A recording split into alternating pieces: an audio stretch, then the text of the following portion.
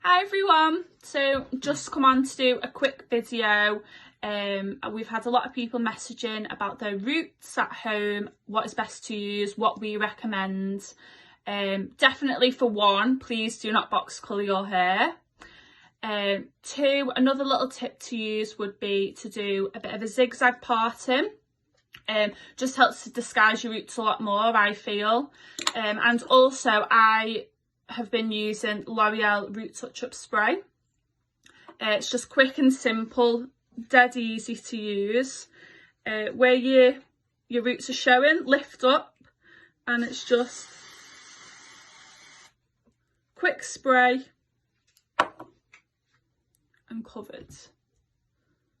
I've already used it through my parting, as you can see already. It can be applied through the front as well.